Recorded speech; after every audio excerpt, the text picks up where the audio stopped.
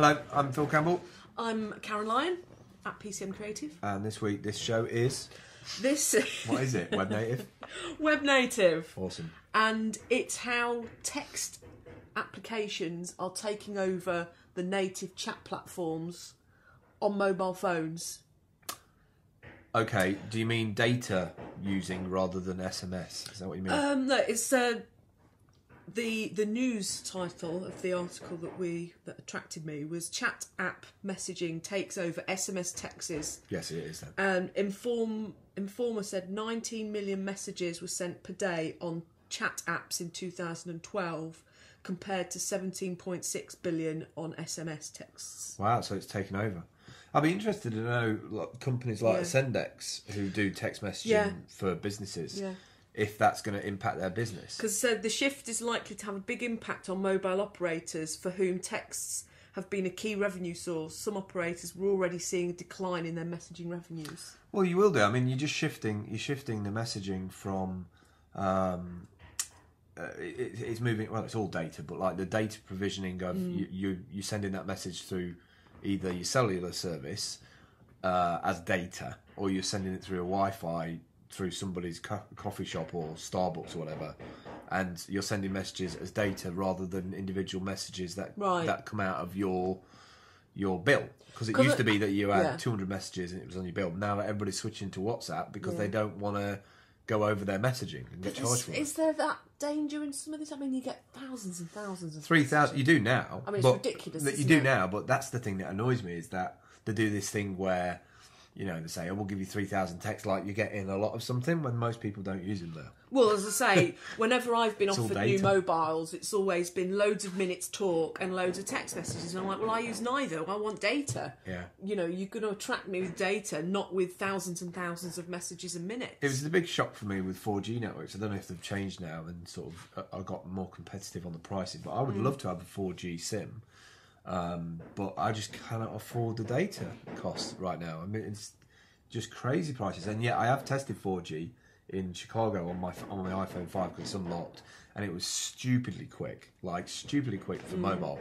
And for live streaming, for BAM user and things like that, it's going to be amazing. Anyway, we're totally off subject. So what, as I say, if this...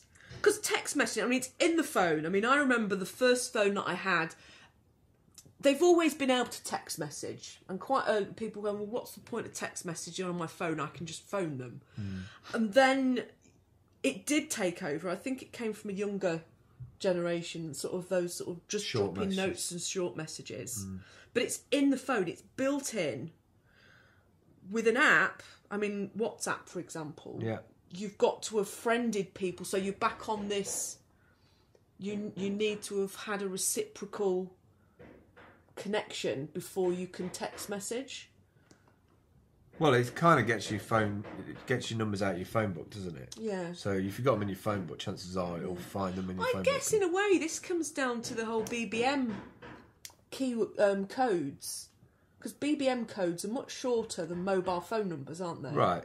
And as I say, if someone's going to text you... So discovery is easier. Yeah. Discovery is easier. Yeah, it's getting... Yeah, and that's... Yeah. The only thing that I will say about this is... do we need to be having conversations about data? I think maybe we need to start looking at, you know, the costs and impact of the shift from... Yeah. Because technology is being so disruptive and data is scaling so much, you know... Are we going to start to see sort of internet brownouts from the... I mean, the more we sort of connect up the world, the more people that use mobile phones, the more, you know, the more SMSs... Because when they say the internet is unbreakable, which is a bit of a curse, really, like that. Titanic, but it's all right saying that something will, you know, homogenistically route around a network, but if every single piece of traffic is going through that one node, it's going to have a denial of service attack, isn't it?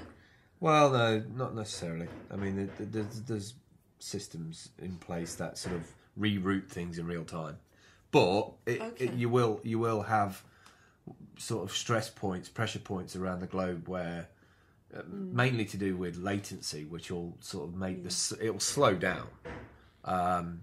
But a coordinated attack at various points of the internet could definitely.